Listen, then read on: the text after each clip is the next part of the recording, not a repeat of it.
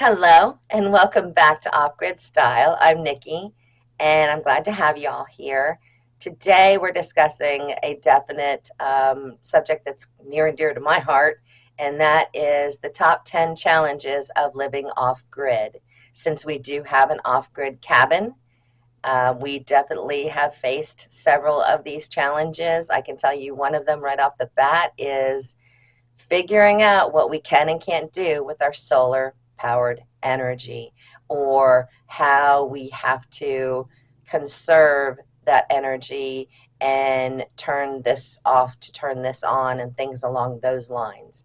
And God help us if there's a lot of rainy days. So let's find out what those top 10 challenges to off grid living are, and let's get started.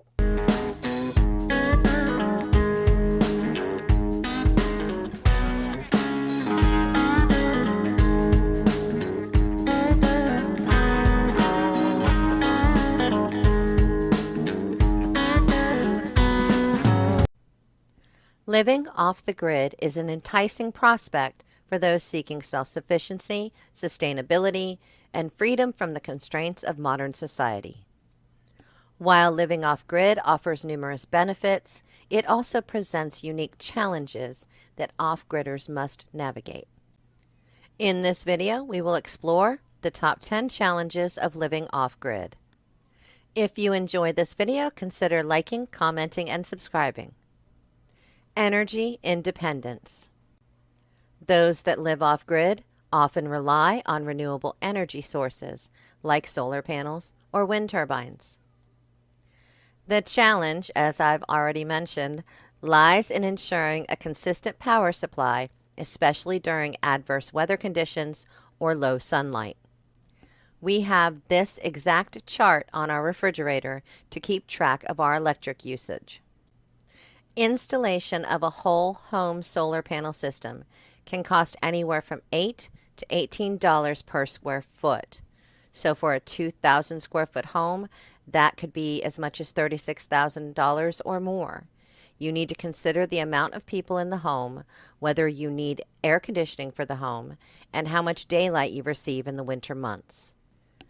Adequate energy storage solutions are essential. Now let's discuss water management. Off-grid living often means sourcing water from wells, streams, and rainwater harvesting. Managing water quality, availability, and storage is crucial for sustainable living. If you have a well with an electric pump that runs off of solar, I highly recommend installing a hand pump in case your solar goes out. Additionally, I recommend adding gutter systems wherever possible to catch rainwater more efficiently into catchment systems. Waste disposal. Proper waste disposal can be challenging in remote areas. Living off-grid means finding eco-friendly solutions for waste, including sewage, trash, and recyclables. Learn how to build an outhouse and invest in several burn barrels. Food production. Growing your own food is a central aspect of off-grid living. Challenges can include weather-dependent crops, pests, and the learning curve associated with sustainable agriculture. I would also suggest you plan on fencing in your entire food and herb garden. A traditional fence would need to be 8 feet high to keep out deer. An electric fence would need to be 4,000 volts to keep them out. And cooling. Maintaining comfortable temperatures in off-grid homes can be challenging. Proper insulation, energy-efficient appliances, and alternative heating and cooling methods are essential. An old-fashioned pot-bellied stove can put out ample heat without needing large quantities of wood. Please be sure it is professionally installed and properly vented. Also, be sure your off-grid home has windows to provide cross-ventilation in the summer. Internet and communication. Staying connected in remote locations can be difficult. Reliable internet access and communication tools are crucial for emergencies and maintaining a connection to the outside world. I suggest you do what we did and ask the neighbors what they use for internet. It was also a great way to meet them. Access to health care. Living far from medical facilities poses challenges in emergencies.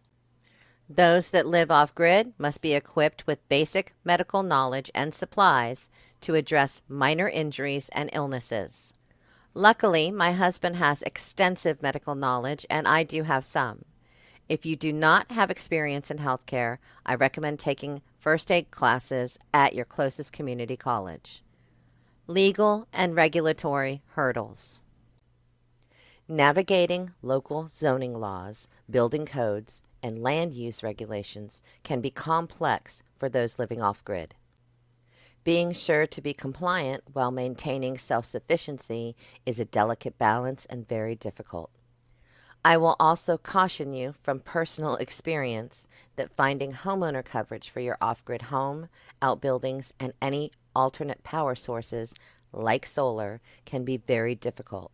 Most insurers want you to be on city electric power before they will consider coverage. Social isolation.